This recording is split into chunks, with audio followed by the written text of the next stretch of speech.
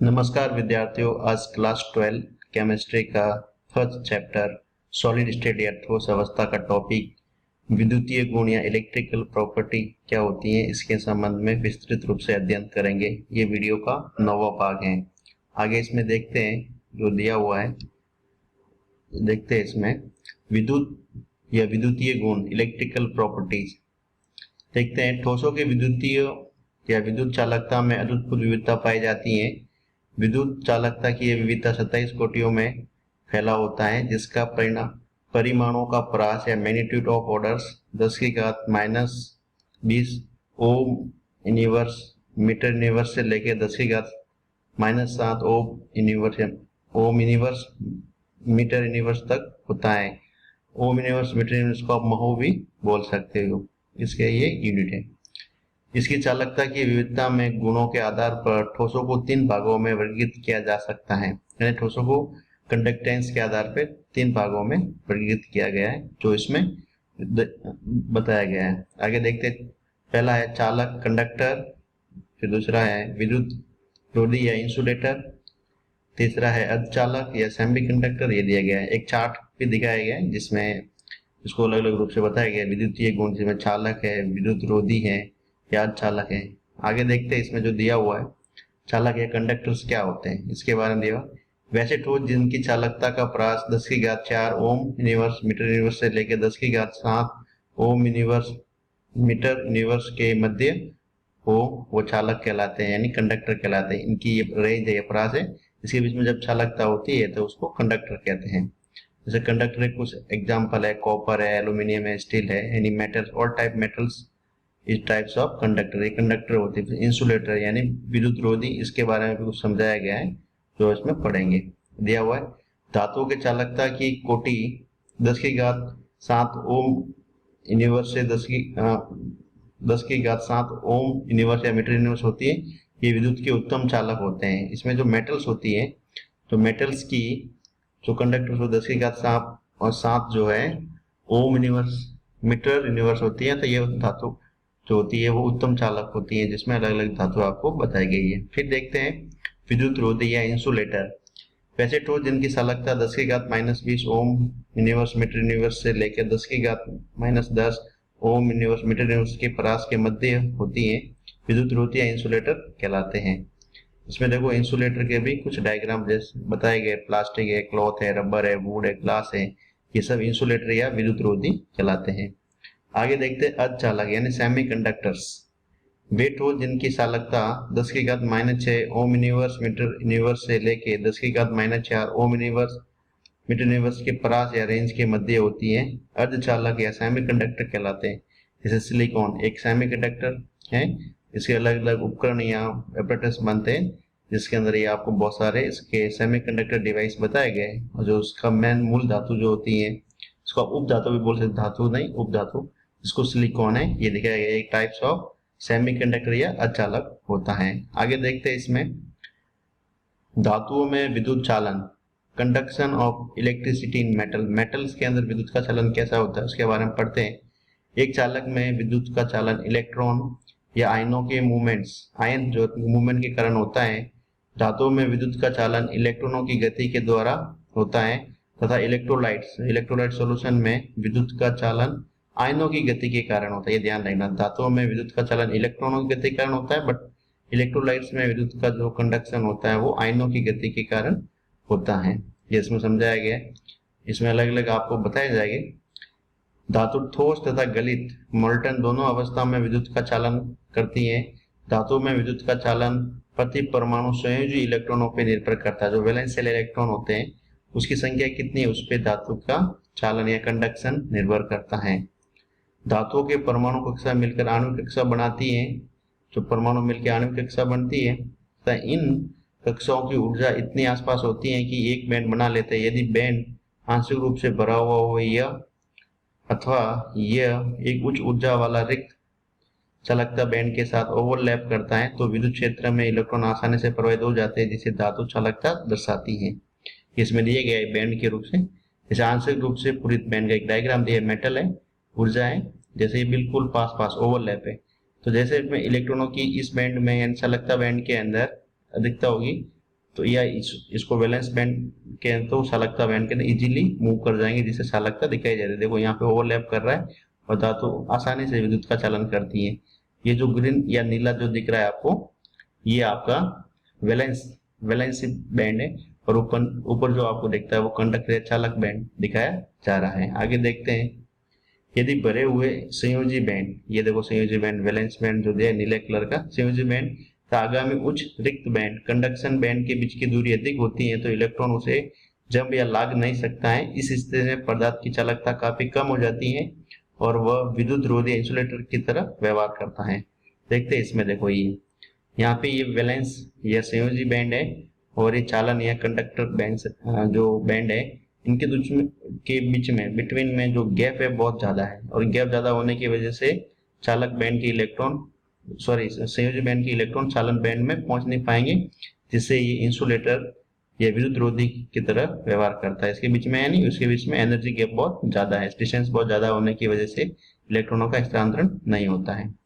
आगे देखते हैं इसमें, अर्धचालकों में विद्युत चालन, conduction of electricity in semiconductor. पहले समझते हैं सेमीकंडक्टर होते क्या है, इसके बारे में देखते हैं। यानी जो सामान्य ताप पे कुछ जो होते हैं वो कुछ अलग होते हैं, इंसुलेटर पर हल्का सा ताप मिलने पर चालनता या चालन विद्युत का चालन करते हैं, उसे अर्धचालक कहते हैं। देखते हैं अर्धचालकों में संयोजन बैंड यानी वैलेंसी बैंड व कंडक्शन बैंड यानी चालन बैंड के मध्य अंतराल बहुत कम होता है, जिसके कारण कुछ चालक इस कम अंतराल के कारण बैंड यानी बैंड जो गैप होता है उसको जंप कर सकते हैं तथा अल्पचालकता दिखलाते हैं। जैसे ये अर्धचालक है तो ये जो वैलेंसी या संयोजी बैंड है और ये रिक्त या चालन बैंड है, इनके बीच का जो गैप है कम होने की वजह से अल्प ताप या तापमान कम टेम्परेचर पे भी ये चालकता या चालन कंडक्शन शो करते हैं, इसलिए इसको सेमीकंडक्टर कहते हैं। ताप बढ़ने के साथ साथ अर्धचालकों में विद्युत चालकता बढ़ जाती है, क्योंकि अधिक संख्या में इलेक्ट्रॉन चालन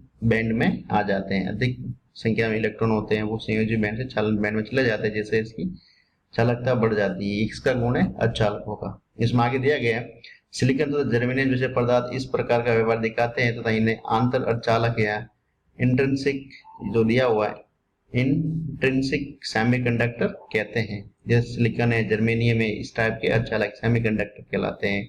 सिलिकॉन तथा जर्मेनियम जैसे आंतर अर्धचालकों की विद्युत चालकता व्यवहारिक उपयोग के लिए बहुत ही कम होती है, अतः इन आंतर अर्धचालकों में विद्युत चालकता बढ़ाने के लिए इसमें उचित अशुद्धियां मिलाई जाती है। इसमें कुछ इम्प्योरिटी मिलाते हैं जिससे सिलिकॉन और जर्मेनियम की चालकता में वृद्धि की जा सके, इसमें आगे बताया गया है। देखते हैं इसमें आगे अपमिश्रण या डोपिंग क्या होती है, इसके बारे में अपन समझेंगे। डोपिंग यानी इसमें मिलावट।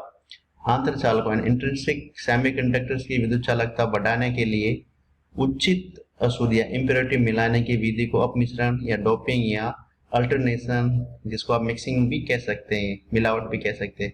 अपमिश्रण उस अशुद्धि द्वारा किया जाता है जिसका आंतर अर्धचालक या इंट्रिंसिक सेमीकंडक्टर जैसे सिलिकॉन है, जर्मेनियम की तुलना में या तो इलेक्ट्रॉन धनी इलेक्ट्रॉन रिच वाला हो समूह या इलेक्ट्रॉन न्यून हो। ऐसी अशुद्धियों से इन ठोसों में इलेक्ट्रॉनीय दोष इलेक्ट्रॉनिक डिफेक्ट्स उत्पन्न हो जाते हैं। डोपिंग के कारण क्या होते हैं, इलेक्ट्रॉनिक्स डिफेक्ट्स उत्पन्न हो जाते हैं। आगे देखते हैं ये अशुद्धियां किस टाइप की होती है। इलेक्ट्रॉन धनी अशुद्धियां, इलेक्ट्रॉन रिच इम्प्योरिटी इसमें बताई गई है।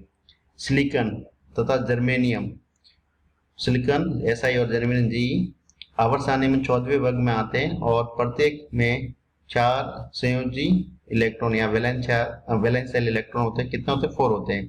क्रिस्टल में इनका प्रत्येक परमाणु अपने निकट परमाणु के साथ 4 सहसंयोजक बंध बनाता है, यानी ये अपने पास वाले परमाणु के साथ में निकट परमाणु के साथ में 4 वैलेंस या कोवैलेंट बॉन्ड बनाते हैं। अब आगे देखते हैं, जब 15वें वर्ग के तत्व जैसे फास्फोरस, आर्सेनिक जिसमें 5 वैलेंस इलेक्ट्रॉन होते हैं को अपमिश्रित या मिक्स किया जाता है तो ये सिलिकॉन तथा जर्मेनियम की क्रिस्टल में कुछ चालक स्थानों में आ जाते हैं, क्योंकि इसके संयोजकता सिलिकॉन जर्मेनियम की 4 होती है, जबकि फास्फोरस आर्सेनिक जो नाइट्रोजन ग्रुप की वैलेंस सेल इलेक्ट्रॉन 5 होते हैं।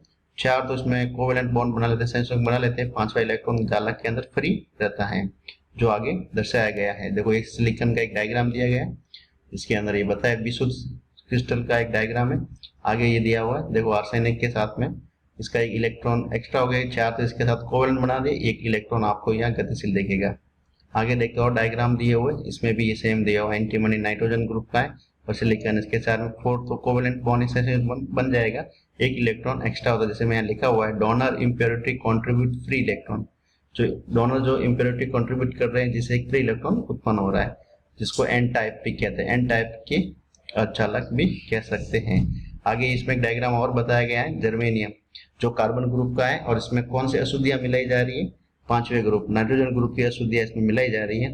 तो कार्बन ग्रुप की वैलेंसी 4 तो इलेक्ट्रॉन यहाँ यूज हो गए, अशुद्धि पांचवें ग्रुप यानी 5 वैलेंस सेल है, एक इलेक्ट्रॉन आपको यहाँ पे फ्री दिख रहा है, ये फ्री इलेक्ट्रॉन होता है और इससे इसमें इलेक्ट्रॉनों की अधिकता बढ़ जाती है, इसलिए नेगेटिव टाइप यानी एन यानी इलेक्ट्रॉन ऋणता से जो ऋणता से अर्धचालकता उत्पन्न होती है, इसलिए इसका एन टाइप नाम रखा गया है। यहाँ भी देखो एक ये देखो इलेक्ट्रॉन एक्स्ट्रा चालक के अंदर दिख रहा है, सेम सब डायग्राम एक जैसे हैं, इसको समझने के लिए अलग अलग इसमें इंसर्ट किया गया है।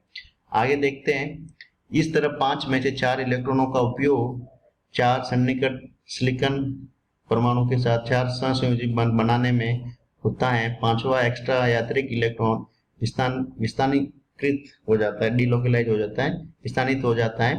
ये विस्थानित इलेक्ट्रॉन अपमिश्रित या मिक्सिंग या डोपिंग के द्वारा सिलिकॉन जो सिलिकॉन होता है, सिलिकॉन अथवा जर्मेनियम की चालकता में वृद्धि करता है। ये एक्स्ट्रा इलेक्ट्रॉन होता है वो जर्मेनियम सिलिकॉन की चालकता में वृद्धि करता है, क्योंकि इसमें पांचवें 14वें ग्रुप की इम्प्योरिटी मिलाई गई है, या तो आर्सेनिक हो सकता है या नाइट्रोजन हो सकता है, सल्फर हो सकता है, ये इसमें दिया गया है। आगे देखते हैं, इसमें यहाँ चालकता में वृद्धि ऋणावेशित इलेक्ट्रॉनों के कारण होती है तथा इलेक्ट्रॉन धन अशुद्धियों से अपमिश्रित सिलिकॉन को एन टाइप का अर्धचालक कहा जाता है, यानी इलेक्ट्रॉनों की अधिकता से ये अर्धचालकता उत्पन्न हो रही है, इसलिए एन टाइप का अर्धचालक इसमें कहा गया है। आगे इसमें देखते हैं तो दिया हुआ है इलेक्ट्रॉन न्यून अशुद्धियां, इलेक्ट्रॉन की कम, इलेक्ट्रॉन डेफिशिएंसी इम्प्योरिटी जो इसमें बताई गई है। सिलिकॉन तथा जर्मेनियम जो कि आवर्त में 14वें वर्ग में है, को वर्ग के 13 वर्ग के तत्व ये कौन कौन से बोरॉन है, boron family, boron, aluminium, gallium, जिसमें संयोजी या वैलेंस इलेक्ट्रॉनों की संख्या 3 होती है, के साथ मिक्स किया जाता है। आगे देखते हैं, इस स्थिति में वह स्थान जहाँ पे चौथा इलेक्ट्रॉन नहीं होता है वह इलेक्ट्रॉन रिक्त वॉइड्स या इलेक्ट्रॉन होल्स कहलाता है।